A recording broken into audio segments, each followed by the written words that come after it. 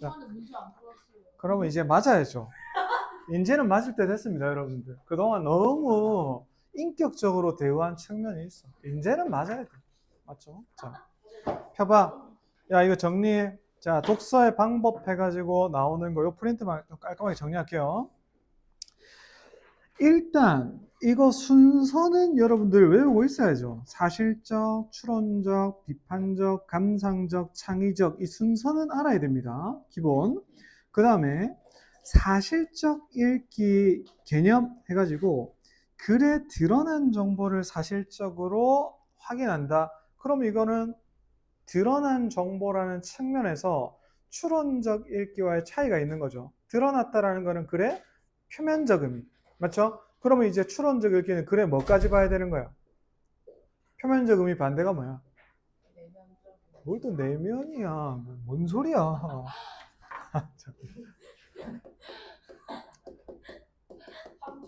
아무 말이나 하지 마세요. 표가 겉표자잖아. 그럼 속 의미하는 한자가 뭐야? 네? 리. 그래서 기본적으로 표면적 의미를 보는 게 사실적. 그 다음에 그 속에 들어있는 뜻을 보는 게 추론적. 읽기다. 그렇게 정리해 놓고, 자, 다시 사실적 읽기로 와서 사실적 읽기의 특징, 뭐 당연히 기본이고, 그 다음에 사실적 읽기의 종류, 큰 틀에서는 내용과 형식으로 본다. 자, 그러면 얘를 내용과 형식으로 보는데, 자, 일단 내용적 측면에서는 뭡니까? 글에 제시된 정보와 중심 내용을 정확하게 판단한다. 그러니까 한마디로 얘는 중심 내용 파악이야. 그 다음에 형식적 측면에서는 글의 구조, 전개 방식, 문단 간 관계인데 제일 중요한 말은 이거죠. 전개 방식이죠. 전개 방식이 뭡니까? 뭐 그리 무슨 소리야 지금? 어? 다른 애들은 뭐 아닥하고 있다고 지금 비판하는 겁니까? 네. 참. 아니 비난하는 건데요. 너 독재 체제가? 아무도 왜 말을 못하노? 어? 진주야, 뭐 진주 깨뿐다 이런 말 딱 다 가야 되는 거 아니야? 어? 왜 저항을 못하네? 이게 지금 전개 방식이라는 게 프린트에 안 나와 있나? 밑에 나와 있잖아. 그거 봐봐. 사실적 읽기 방법의 2번 보세요. 글의 전개 방식 파악하기에 뭐라고 돼 있어? 비교 대조 이런 거 나오잖아. 그래서 이거 주의하라는 거야. 뭐냐면 만약에 여러분들 학교 서술형에서 글의 전개 방식이 뭐냐 물으면 뭐 말하라는 거야? 비교 대조, 원인 결과 이런 거 말하라는 거야. 묻는 말이 이거일 때 답이 뭘로 돼야 될지 그걸 잘 체킹해야 돼. 무슨 말인지 알겠죠? 자, 계속 가볼게. 자, 3번에 사실적 읽기의 방법 이렇게 돼 있죠. 첫 번째는 중심 내용과 주제 파악하기. 그래서 중심 내용은 핵심적 생각 더 압축한 거다 돼 있고, 중심 내용과 주제를 파악할 때는 자, 말하고자 하는 바 파악해. 뭐 하나만 하는 소리지 이거는. 그다음 세 번째 중심 내용과 세부 내용 구분. 그다음에 각 내용 간 관계 파악 이런 것들. 그다음에 선정한 내용 재조직 과정을 거치는 요약하기. 자, 이거 순서입니다, 사실은. 중심 내용, 세부 내용 구분하고 일단 1. 그 다음에 내용들 간의 관계가 어떻게 되는지 파악 2. 그 다음에 이제 맨 마지막에 요약하기까지가 3입니다. 사실 순서야. 그래서 요약하기가 사실은 사실적 읽기의 핵심이죠. 그 다음 2번에 글의 구조와 전개 방식 파악하기 보면 글의 전개 방식 별표 뭐 출제된다면 여기서 나오겠죠. 자, 기본적으로 전개 방식의 첫 번째로 비교와 대조가 있죠. 비교는 뭐고 대조는 뭡니까? 비교는 뭐에 주목하는 거?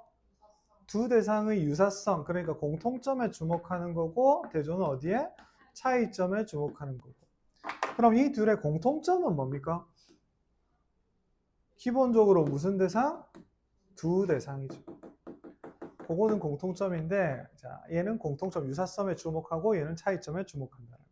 그리고 일반적으로는 이거 주의해.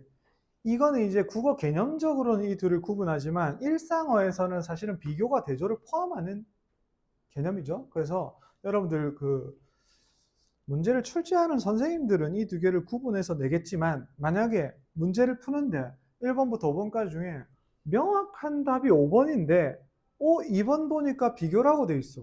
이거 근데 차이점에 주목했는데 비교 틀린 거 아니야? 이렇게 생각하지 말라고. 그럴 때는 일상어로서 쓸 수도 있으니까.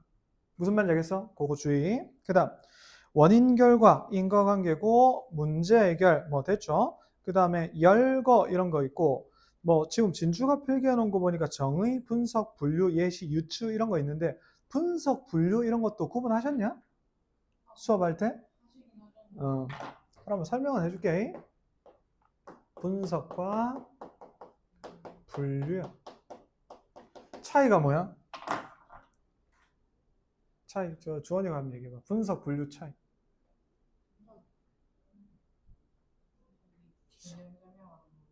서연이 웃지 말고 씨. 어쩔 수 없다. 수빈이 어제 뭐 좀 한잔 했지만 그래도 좀 할 건 해야지. 가면 얘기해 보세요. 너 하와이 갔다 왔냐? 하와이 딱 대학. 좋아. 하와이 대학 명문 대학인데. 뭐 했다 하더니 한 명도 대답을 안 해. 뭐. 뭐야 그러면 했다는 거는 뭐야? 아 달라. 그럼 이거는 조금 어려운 거니까 쌤이 설명할게. 분석은 특정 하나의 덩어리를 쪼개는 거야. 그럼 예를 들면 자동차를 분석하면 어떻게 하는 거야? 타이어, 엔진, 뭐 부품들을 이렇게 분석하는 거지. 분류는 뭐야? 여러 대상을 나누는 거야. 그럼 자동차를 분류하면 어떻게 한다는 거야? SUV, 승용차. 분류 기준에 따라서 다 나눌 수 있지. 그래서 기본적으로 얘는 한 대상입니다. 그리고 얘는 여러 대상입니다. 초고난도 문제 나올 때 하는 건데 뭐 일단 여기 적혀 있으니까 쌤이 설명을 해줍니다. 뭐 정의, 예시 이런 건 쌤 설명 안 해도 되지? 유추는 쌤 설명해야 되나? 유추 뭐야? 유비추론이 뭡니까?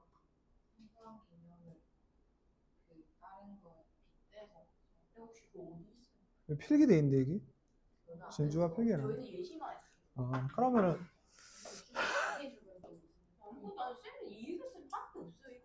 출제는 누가 해 그럼 출제는?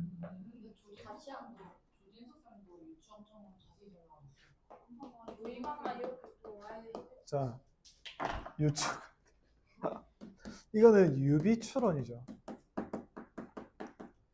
자 요렇게 글 전개 방식 되어 있는 경우는 어떤 경우입니까? 자 예를 그냥 깔끔하게 들어줄게. 예. 대표적으로는 예를 들면 내가 처음에 집수리 경험을 딱 얘기합니다. 응? 집수리 경험 얘기하고 그 다음에 집 고쳐보니까 빨리 수리한 데는 돈이 덜 들었는데 오래된 거는 돈이 많이 들었어. 이런 경험을 하나 했습니다. 근데 생각을 해보니까 이거랑 내가 아팠을 때 몸을 고친 경험, 야, 몸 고쳤다라는 건 좀 그런데? 병원 간 경험을 떠올려. 병원도 마찬가지야. 가니까 이거 이빨 아플 때 빨리 했으면 돈 덜 들었는데 오래되니까 이거 됐다. 그 다음에 또 한 가지 생각해 보니까 이 우리나라 국가 운영도 그렇더라 이거야. 예를 들면 우리나라 장관 5명 있는데 이진주 해양수산부 장관이 부정부패가 있다라는 정보를 내 입수했어. 대체자가 없기 때문에 그냥 썼어. 근데 너무 오래 놔두니까 이제는 뭐야? 나라 전체 망칠 지경이 됐다는 거야. 그럼 어떻게 해야 돼? 초장에 빨리 뽑았어야 됐지. 그러니까 그럼 봐봐. 여기서 출발해서 추론 해냈죠. 1차 추론, 2차 추론이죠. 물론 이까지만 해도 유추죠. 유추라는 게 정확하게 말하면 유가 종류할 때 유자거든. 종류가 비슷한 거를 가지고 추론해내는 걸 유추라고 하는 거예요. 무슨 말인지 알겠죠? 자, 그렇게 해놓고 그 다음 글의 전개 방식이 핵심이야. 너네 지금 이번 시험 범위에 들어가는 것 중에 제일 중요한 게 이겁니다. 자, 그 다음 갑니다. 자, 주로 글의 일부에서 사용된다. 자, 일부 밑줄 쳐. 그래서 글 전개 방식은 일부분에 대해서 묻는 말입니다. 그 다음에 글의 화제나 내용, 글의 구조를 알려주는 담화 표지 밑줄 쳐. 담화 표지. 그 담화 표지라는 게 뭐 첫째, 둘째 이런 것도 있고 그러나 같은 접속어도 있습니다. 그러면 아, 이런 것까지는 좀 오반가? 통일성, 응집성 이런 거 설명하셨나? 그런 건 안 했나? 그럼 안 할란다. 무슨뜻하면요. 어, 기납이랑 명령 그런 어. 것도 설명하셨어요. 기나 명령 해줘, 쌤이? 네, 해주시는 그래요. 그러면 할게. 줘봐. 그냥 내가 볼 때 다 중요한 거 쌤이 싹 설명할게, 그러면. 그게 제일 깔끔하겠지? 그러면 안 거르고 설명할게. 자, 간다. 나만 피곤하네, 그러니까. 자, 다시 간다. 야, 그러면 이거 봐봐. 특정 사례에서 내가 교훈을 뽑아낸 거잖아. 그럼 사례에서 결론을 이끌어내는 방식은 연역이야, 귀납이야? 기납. 귀납입니다. 알겠죠? 이거는 귀납의 일종입니다. 자, 그러면 여러분들 여기다가 쌤이 아예 정리를 해줄게요.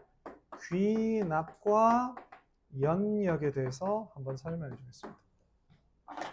자, 귀납은 기본적으로 사례에서 결론을 이끌어내는 방식입니다. 예를 한번 들어보면, 자, 예 들어봤을 때, 까마귀 A 까마귀 까매, 그 다음에 까마귀 B 까매 등등등 조사를 해보니까 내가 결론을 이렇게 내렸어. 까마귀는 까맣다 라고 결론을 내렸어. 그럼 뭐야? 맞아. 어느 포인트인데 이건 또 뭔데? 까까? 많이 힘들죠, 여러분들. 그러니까 요 사례로부터 결론을 이끌어내는 방식이 귀납이에요. 맞죠? 이거는 순서랑 상관없어. 내가 예를 들면 먼저 이걸 주장할 수도 있어. 까마귀는 까맣다. 그걸 앞에 딱 던졌죠. 그 왜 그런가? 조사해봤더니 A 까마귀 까맣고 B 까마귀 까맣고 이렇게 한다. 자칫 잘못해가지고 여러분들이 이거를 두 갈씩 미갈씩 이렇게 보는 경우가 있는데 개념을 놓고 봐야 돼. 알겠죠? 자, 그 다음에 연역은 뭡니까? 그렇죠. 가설도 가설인데 기본적으로 전제가 있습니다. 그 전제에서 출발해서 결론을 내는 방식입니다. 자, 그럼 예를 들어서 자, 너무 진주 얘기하면은 좀 인권 침해라고 하니까 이번에는 주원이로 간다. 자, 사람은 죽는다. 주원이는 사람이다. 그럼 결론은 어떻게 돼? 주원이는 죽는다. 결론이 이렇게 되잖아요. 그러면 이 전제들로부터 뭘 끌어낸 겁니까? 결론을 이끌어내는 방식이 연역입니다. 그러면 유추 같은 경우에는 사례에서 출발해서 결론을 냈으니까 귀납의 일종이라는 거죠. 까지 됐습니까? 자, 그 다음에 담화 표시 관련돼 가지고는 이건 이렇게 정리 한번 해볼게. 자, 아까 전에 표면적 정보를 정리할 때 내용적 차원이 있고 형식적 차원이 있다 했잖아. 글을 글답게 구성하는 게 두 가지가 있는데 통일성 개념과 응집성 개념이 있습니다. 이 두 가지 개념이 있는데 통일성이라는 거는 뭐냐면 내용 차원입니다. 이 내용 차원에서 모든 내용이 뭐와 관련이 있어야 돼? 주제와 관련이 있어야 돼. 특정 문장이 주제랑 전혀 관련 없으면 이건 통일성이 없는 겁니다. 이해됐나? 그런데 아무리 내용상 훌륭한 글이라도 글 간, 문장들 간의 내용이 매끄럽게 연결되지 않으면 문제가 있잖아. 그래서 이건 이제 형식적 측면입니다. 이 형식적 측면에서 뭐가? 문장이 매끄러워야 됩니다. 문장 연결과 관련된 겁니다. 그러면 이 문장 연결을 매끄럽게 해주는 장치들을 뭐라고 한다? 담화 표지라고 합니다. 그래서 담화 표지에 예를 들면 그러나, 그런데 이런 것들 있죠. 그럼 예를 들면 글에서 그러나가 들어가야 될 자리인데 그런데라고 적혀 있으면 이거는 뭐다? 담화 표지를 올바로 사용 안 했다는 거지. 이 첫째, 둘째, 그러나만 담화 표지가 아닙니다. 예를 들면 이런 문장도 담화 표지입니다. 지금부터 제가 세 가지 이야기를 해보겠습니다. 이런 것도 글의 방향을 이야기해주는 사인이죠. 매끄럽게 연결해주죠. 그러니까 특정 단어나 그런 것만 되는 게 아니고 문장도 된다는 거. 알겠죠? 자, 그 정도 하면 될 것 같고 나는 고등학생들한테 이거 왜 가르치는지 모르겠어. 저희는 완전 후루룩하고 이게 아무 의미가 없어 사실은. 왜냐하면 수능하고 상관없잖아. 글을 어차피 내용적 차원에서 가르쳐야 되는데 이건 대학 과정인데 누가 만들었어 이거? 이대교 선생님. 왜 가오 잡고 난리야 애들한테? 쓸데없이 이거. 자, 간다. 나도 이런 하기 싫어. 나도 이런 거.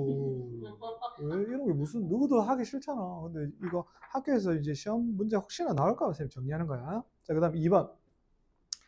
2번 하기 전에 오른쪽 글의 구조 파악하기. 그러면 전개 방식과 구조의 차이는 뭐야? 구조는 두 번째 칸 보면 글 전체 밑줄치. 그러니까 글 전체에 대해서 묻는 건 구조입니다.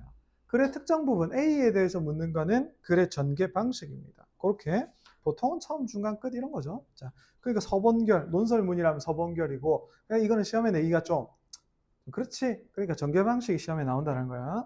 그 다음에 2번에 추론적 읽기입니다. 글에 드러난 내용 이외의 것들을 추측하며 읽는 활동입니다. 그렇죠? 그럼 추측할 때 근거는 글에 드러난 단어뿐만 아니라 뭐 문장, 하여튼 글에 드러난 전부 다에다가 내가 가진 배경 지식 들어가야죠. 그렇죠? 예를 들면 해볼까? 자, 문장 내가 만들어 볼게.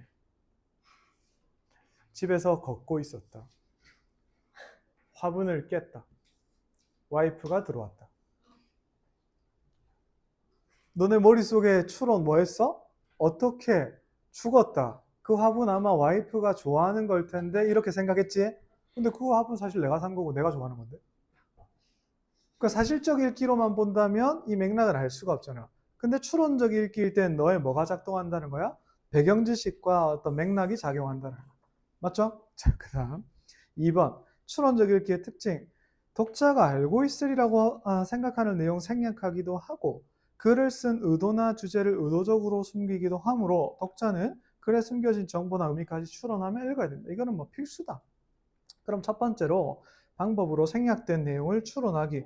그건 읽어보면 되고, 두 번째, 자, 옆 페이지입니다. 글쓴이의 의도나 목적을 추론한다. 그래서 글쓴이의 의도나 목적은 사실은 이 네 개는 좀 외우고 있긴 해야 되거든. 목적 네 개 뭡니까? 정보 전달, 설득, 정서 표현, 친교나 상호작용. 이 네 가지입니다. 친교나 상호작용은 야, 이거 누가 만들었어 이거? 몇 살이야 이거 이 사람? 이거 옛날 교육과정 용어인데 친교나 상호작용은 사회적 상호작용이라는 용어로 바뀌었습니다. 교육과정 개정돼서 옛날 걸 쓰고 있어 이 사람은. 그래서 뭐 일단 학교 선생님 시키는 대로 해. 4개 알겠죠? 정보 전달, 설득, 정서 표현, 친교나 상호작용 4개입니다. 그래서 읽으면서 이 사람이 나한테 그냥 정보 전달하려는 건지 뭔가 설득하려는 건지 나한테 지 감정 표현하려는 거지. 친교나 상호작용은 무슨 뜻이야? 나한테 예를 들면 친하려고 하는지 뭐 건의하려고 하는지 그런 것들이 있을 거 아니야. 그렇지? 자, 그다음 글의 종류, 글 전체 내용과 글의 맥락을 종합적으로 고려해가지고 추론하자라는 거 정리됐고, 그 다음에 숨겨진 주제 추론하기, 뭐 이거는 그냥 여러분 다 읽어보면 됐고, 이거였죠? 숨겨진 게 이면적인 거 개념. 그래서 사실적 읽기, 추론적 읽기까지 끝나면 이제는 뭐 해야 된다? 비판적으로 한번 읽어봐야 된다. 자, 그럼 비판적 읽기 개념. 글의 내용과 표현 방법, 글쓴이의 관점, 글의 배경이 되는 사회 문화적 이념 등을 독자가 판단하며 읽는 겁니다. 개념만 알면 되고, 그 다음에 특징, 됐어. 바로 내려와. 방법에. 자, 요 용어 알아야 되겠죠? 타당성, 공정성, 신뢰성, 적절성. 그럼 타당하다라는 건 뭐냐면, 자, 옆에 나옵니다. 글에 제시된 정보가 일단 객관적 사실, 팩트인지, 그쵸? 구라면 타당성 없는 거죠. 그쵸? 그 다음에 글쓴이 관점이나 주장이 논리적으로 타당하고, 논리적 타당, 밑줄. 논리적 타당이 뭐야? 이런 예를 들면, 논리 증명, 논증 방법, 귀납이나 연역이나 기타 등등의 논증 방법이 합리적인가? 예를 들면 지금부터 내가 자 이진주는 100% 좋은 대학에 갈 것이다 라고 주장을 했어. 그 근거로 예를 들면 진주는 지금까지 열심히 해왔다. 1. 자, 요 근거 돼야 안 돼? 그것만으로는 안 되지. 2번 데이터 갖고 와야지. 그래서 좋은 성적을 거뒀다라는 게 있어야 되겠지. 근데 1번만으로 하면 타당성 좀 부족하다라고 말할 수도 있지. 맞죠? 자, 그 다음. 미안하다. 잘 갈 거야. 진주야, 잘 간다. 어디를 상처를 받아? 거기 두드려 깨푼다. 상처받은 거. 자, 받지 마세요. 뭐 상처받을 권리가 어디 있어, 누가 지금. 자, 와, 유란이 다 지키고 있는. 아 맞네. 촬영 맞네. 어차피 희서밖에 안 본다. 희서가 문제 제기하는. 희서 흐린 눈 한다 어차피라고. 어차피 흐린 눈 하기 때문에 괜찮다. 자, 그 다음에 내용의 공정성. 공정성은 뭡니까? 그렇지.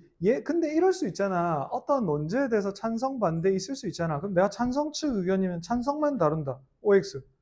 아니라는 거야. 반대쪽 의견도 같이 다뤄주면서 까야 된다는 거야.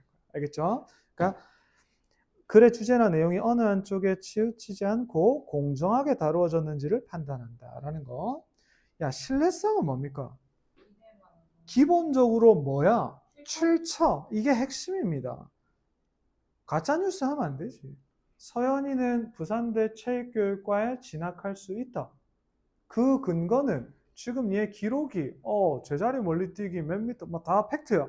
근데 사실은 이게 출처가 없어. 알고 보니까 친구인 A 양이 가짜뉴스 퍼뜨린 거야. 그러면 이거는 뭐야? 타당하긴 하잖아. 그 기록이면 갈 수 있는 건 타당하긴 하거든. 그러나 신뢰성이 없다라고 말할 수 있는 거죠. 이해되나? 자, 그다음 자료의 적절성. 이거는 뭡니까?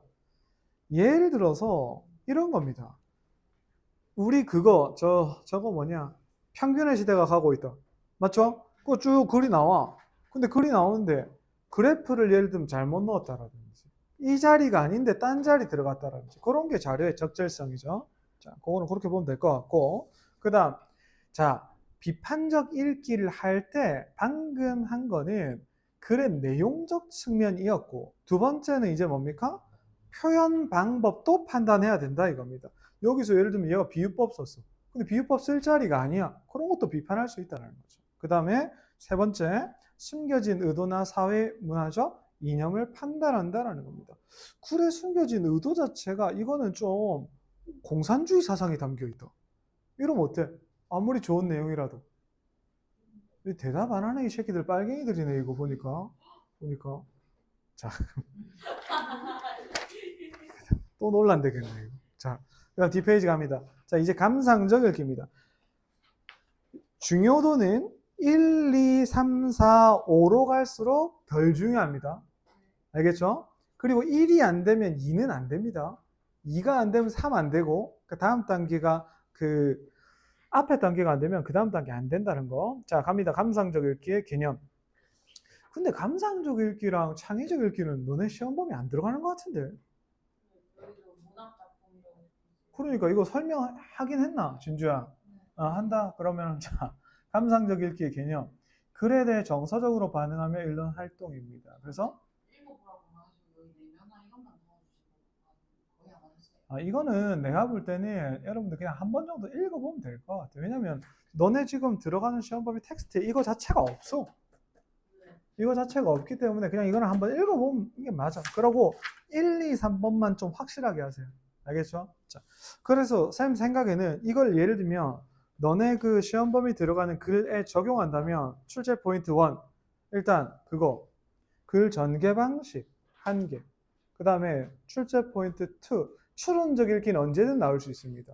예를 들면 이런 내용에서 이걸 추론해봐라 이런 것들 예를 들면 큰 몸, 작은 몸 그런 글에서 특정 부분 딱 주고 여기서 어떤 내용 추론해낼 수 있는 내용 써봐라. 그 근거 뭐냐 이렇게도 할 수 있고 비판적 읽기도 당연히 나올 수 있죠. 이거는 타당성, 공정성, 신뢰성, 적절성 차원에서 각각 비판해봐라. 이런 식으로 들어갈 수 있지. 글 하나 주고 타당성 개념 뭐고 글 적용해서 써봐라. 공정성 개념 주고 글 적용해서 써봐라. 그러면 그 세 문제 정도는 뭐 출제될 수 있을 것 같아요. 뒤에 거는 생략하고. 알겠죠? 자, 여기까지 정리 끝.